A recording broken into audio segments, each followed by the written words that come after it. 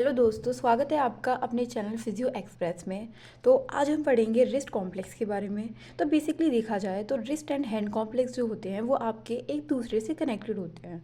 ठीक है, तो सबसे पहले अगर हम रिस्ट एंड हैंड कॉम्प्लेक्स की बात करें तो ये आपका मोस्ट कॉम्प्लेक्स बायोमैकेनिकल जोन होता है ह्यूमन बॉडी का, और ये आपके मल्टीपल पर्पसेस करता है। मतलब कि multiple purposes utilisation and adequate synchronisation करता है wrist complex and hand complex. मतलब कि सिंक्रोनाइजेशन का मतलब होता है ये एक दूसरे से इंटीग्रेटेड रहते हैं। मतलब कि जो रिस्ट है वो आपका हैंड से कनेक्ट रहता है। इस तरीके से आपके बेसिकली बहुत सारे इनका यूटिलाइजेशन यूजेस होते हैं रिस्ट एंड हैंड कॉम्प्लेक्स के, एंड आपके पर्पसेस के लिए यूज़ किया जाता है, मल्टीपल पर्पसेस के लिए यूज़ किया जाएगा रिस्ट एंड हैंड कॉम्प्लेक्स। अब हम इसकी बात करें, जो कंबाइंड फंक्शन जो होते हैं ना वो आपके डेक्सटेरिटी ऑफ हैंड जैसे कि combination of power and precision के लिए होते हैं। कॉम्बिनेशन ऑफ पावर यानी कि पावर मेंटेन करके रखते हैं, और प्रिसीजन प्रिसीजन होती है जो फाइन मूवमेंट कराते हैं ना। जो हैंड है वो आपकी फाइन मूवमेंट के लिए रिस्पॉन्सिबल होता है, तो और जो रिस्ट है वो आपका पावर डेवलप करके रखता है।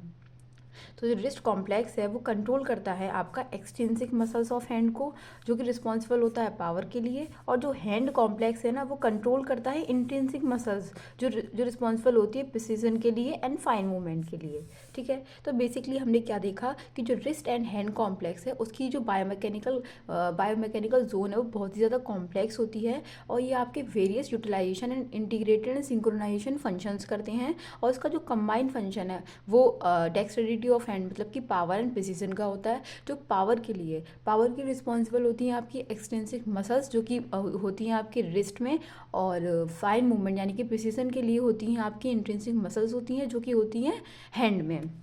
अब बेसिकली हम देखेंगे इसमें रिस्ट कॉम्प्लेक्स के बारे में। तो जो रिस्ट कॉम्प्लेक्स है वो आपका इसमें दो जॉइंट होते हैं। ठीक है, जो रिस्ट कॉम्प्लेक्स होता है ना इसमें आपके दो जॉइंट होता है। पहले होता है रेडियो कार्पल। ठीक है, यहाँ पे जो रेडियस है जैसे कि आपको पता है जो रेडियस बोन होती है इसी से आपकी कार्पल बोन कनेक्ट होती है। तो पहले होता है यहाँ पे रेडियस कार्पल कार्पल जॉइंट, दूसरा होता है मिड कार्पल। ठीक है, मिड कार्पल, और इन्हीं के भीतर होता है आपका इंटर कार्पल जॉइंट। ठीक है, ये पार्ट होते हैं इसके आर्टिकुलेशन के। अब हम बेसिकली बात करें कि ये कहाँ कहाँ होते हैं, तो बेसिकली हमने देखा ये रेडियो कार्पल है वो रेडियस के एंड कार्पल बोन के बीच में होता है, और जो मेटा कार्पल है वो आपके जो कार्पल है और कार्पल उनके बीच में यहाँ पे होता है इंटर कार्पल जॉइंट। ठीक है, तो जो ये जो होती है आपके बेसिकली मोटे मोटे दो टाइप्स की जॉइंट होती है, radio carpal and mid carpal. अब हम नेक्स्ट पढ़ेंगे इसमें कि जो जॉइंट जो होते हैं ना वो लोकेटेड होते हैं आपके प्रॉक्सिमली लोकेटेड होते हैं। ठीक है, रिस्ट के मतलब कि जैसे कि रिस्ट है आपका, तो रिस्ट में यहाँ पे प्रॉक्सिमली लोकेटेड होंगे। ठीक है, एल्बो से तो एल्बो टू रिस्ट जाते हैं, प्रोवाइड करता है एक स्टेबल प्लेटफॉर्म देता है ओवर द रिस्ट परफॉर्म। अब देखिए जो रिस्ट होती है वो आपका एक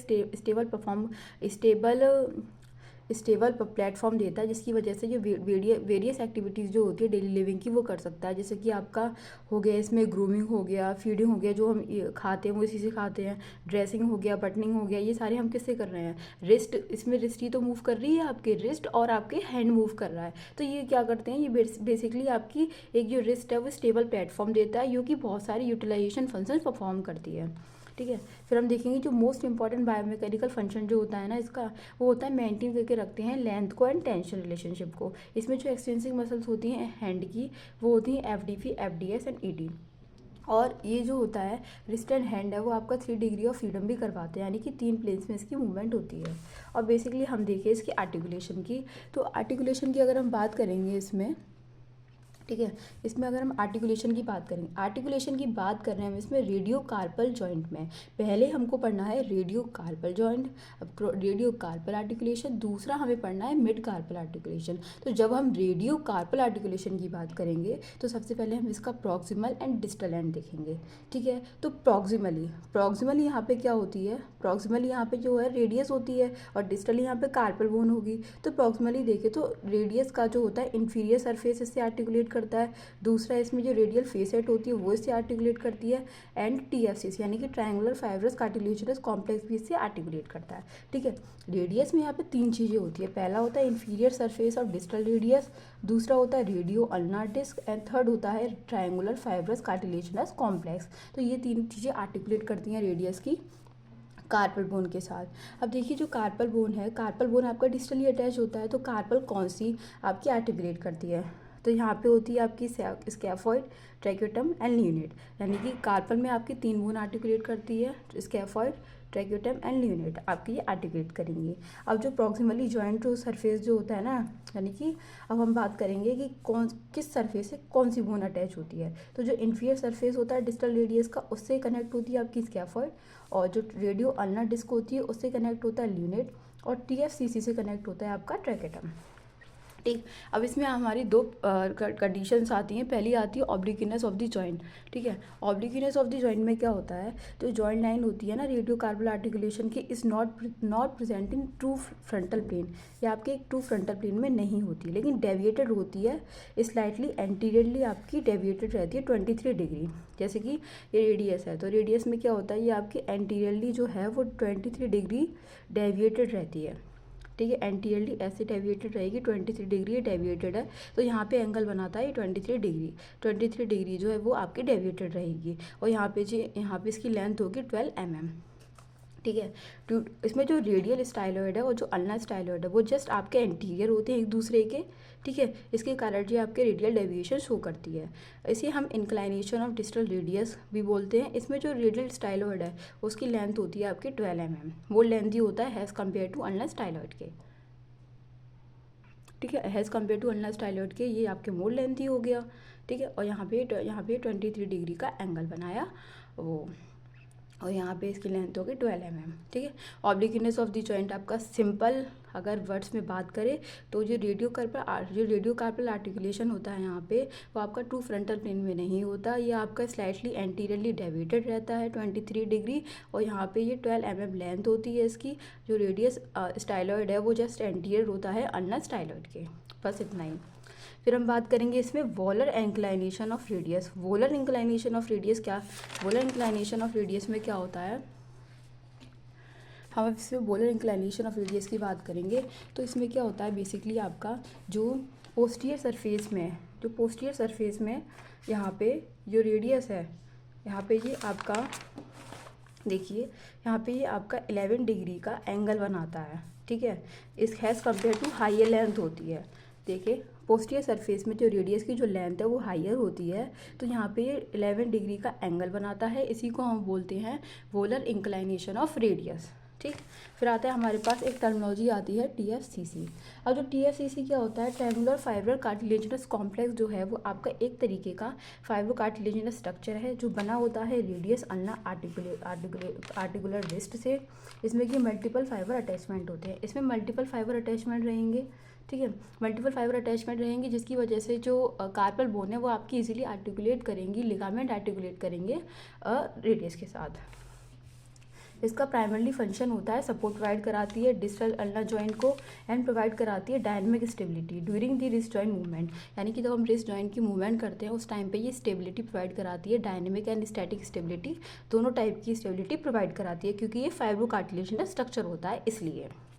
ठीक, फिर हम इसमें बात करते हैं मिड कार्पल आर्टिकुलेशन।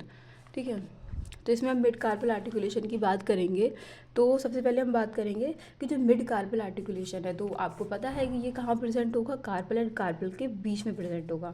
तो इसमें हम देखेंगे जो इंटरमीडिएट आर्टिकुलेशन होता है in between the proximal and distal carpal, जो proximal and distal carpal bone है वो आर्टिकुलेट करती है आपस में, तो आपका मिड कार्पल आर्टिकुलेशन का फॉर्मेशन होता है। ठीक है, अब इनका पर्पस भी वही होता है, ये आपका एक स्मूथ ट्रांजिशन देते हैं स्ट्रेस का, इसमें आपकी functional joint rather than anatomical joint होता है। ठीक है, अब इसमें आर्टिकुलर सरफेस की बात करें तो जो प्रॉक्सिमल आर्टिकुलर सरफेस है यहाँ पे होता है आपके प्रॉक्सिमली तो वही है स्कैफॉइड, ल्यूनेट एंड ट्रैक्योटम, और डिस्टली होती है आपके कैपिटेट, हेमेट एंड ट्रेपेजॉइड, ये होती है आपकी डिस्टली। ठीक, अब जो पिसिफॉर्म बोन है वो आपकी किसी से आर्टिकुलेट नहीं करती है, और ये जो प्रॉक्सिमल कार्पल बोन जो होती हैं वो आपके एक नॉन रिजिड सबओशियस आर्टिकुलेशन देती हैं, जो कि आपका रिस्पॉन्सिबल होता है force, tension, relationship across the wrist. और जो डिस्टल कार्पल बोन है वो क्रिएट करती है आपकी सॉलिड आर्टिकुलर सरफेस। इसमें आपका डिस्टल कार्पल बोन में यहाँ पे होता है कार्पल मेटा कार्पल जॉइंट भी बनाती है, जो एडिक्वेट आपके फोर्सेस रहते हैं एंड में। ठीक है, इसमें जो आर्टिकुलर स्ट्रक्चर है वो बहुत ही कॉम्प्लेक्स होता है। इसमें आपके इंडिविजुअल कार्पल बोन में देखी जाए तो जो मिड कार्पल जो जॉइंट जो होता है ना वो आपका रिस्पॉन्सिबल होता है, जो मिड कार्पल जॉइंट जो होगा ये मिड कार्पल जॉइंट है, मिड कार्पल जॉइंट जो होते हैं वो रिस्पॉन्सिबल होते हैं फ्लैक्शन के लिए रिस्ट के, और एक्सटेंशन के लिए, ठीक है। वो किसके लिए रिस्पॉन्सिबल होंगे, फ्लेक्शन के लिए एंड एक्सटेंशन के लिए रिस्पॉन्सिबल होंगे, ठीक। फिर हम बात करेंगे इसमें स्टैटिक स्टेबिलिटी की। तो स्टैटिक स्टेबिलिटी की जब हम बात करते हैं तो इसमें आपका आते हैं 2 लिगामेंट आते हैं, एक होता है एक्सटेंसिव लिगामेंट और दूसरा होता है इंट्रिंसिक लिगामेंट, ठीक है।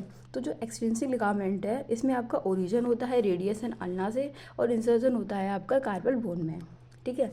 एक्सटेंसिव लिगामेंट होते हैं जिसका ओरिजिन रेडियस एंड अल्ना से होता है और इंसर्ट करेंगे आपके कार्पल में, ये रिस्पॉन्सिबल होते हैं पावर के लिए। अब जो इंट्रिंसिक लिगामेंट है ये आपके प्रेजेंट होते हैं कार्पल बोन में, ये आपके कार्पल बोन में प्रेजेंट होते हैं और इंटरकनेक्ट रहते हैं then also intercarpal interosseous ligaments, यानी कि कार्पल से ही ओरिजिनेट होंगे और कार्पल में ही जाके इंसर्ट करेंगे, रिस्पॉन्सिबल होंगे फाइन मूवमेंट्स के लिए, ये होते हैं इंट्रिंसिक लिगामेंट्स।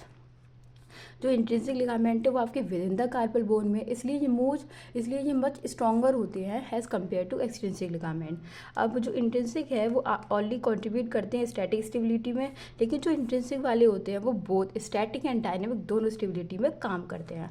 अब इसमें हम बात करेंगे volar extrinsic ligament.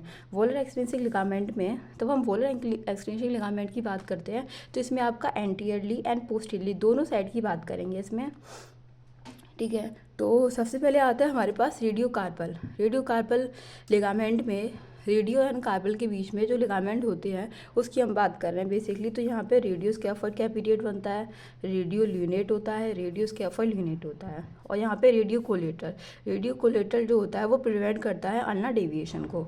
Radio collateral होगा तो रेडियो कोलेटरल आपका यहाँ होगा जो प्रिवेंट करेगा अल्ना डेविएशन को, मतलब कि इस मूवमेंट को वो नहीं होने देगा, ठीक है। ये अल्ना डेविएशन जो हम कर रहे हैं तो इसको ये प्रिवेंट करता है रेडियो कोलेटरल, ठीक है। 2 लिगामेंट होते हैं radio carpal and radio collateral. जो रेडियो कार्पल है वो प्रिवेंट करता है एक्सेसिव एक्सटेंशन को, यानी कि रिस्ट का जो एक्सेसिव एक्सटेंशन हो रहा है इसको जो प्रिवेंट करेगा रेडियो कार्पल। फिर आती है अल्ना कार्पल में क्या होता है, इट प्रिवेंट एक्सेसिव एक्सटेंशन, ये भी आपके जो एक्सेसिव एक्सटेंशन होता है ना इसको प्रिवेंट करते हैं एंड रेडियल डेविएशन को भी। ये आपके कंपोज रहते हैं अल्ना ल्यूनेट से, अल्ना कोलेटरल से एंड मेनिस्कर से एंड TFC से। ये आपके प्रिवेंट करते हैं एक्सेसिव एक्सटेंशन को नहीं होने देते हैं, एक्सेसिव एक्सटेंशन जो हो रहा है उसको नहीं होने देते। फिर आता है डोर्सल एक्सट्रिंसिक लिगामेंट यानी कि डोर्सली साइड की बात करेंगे तो इसमें रेडियो कार्पल होते हैं जो प्रिवेंट करते हैं एक्सेसिव फ्लेक्शन, जो फ्लेक्शन हो रहा है ना, जैसे फ्लेक्शन हो रहा है रिस्ट का ये उसको अवॉइड करते हैं रेडियो कार्पल। फिर आते हैं इंट्रिंसिक लिगामेंट है वो आपके वी डेल्टॉइड में V intercarpal and dorsal intercarpal होते हैं, लिनोट्रैकेटम में scaphoid unit and scaphoid trapezium होते हैं। इसमें जो इंट्रोसियस लिगामेंट है वो आपके हैज़ डोर्सल एंड बॉलर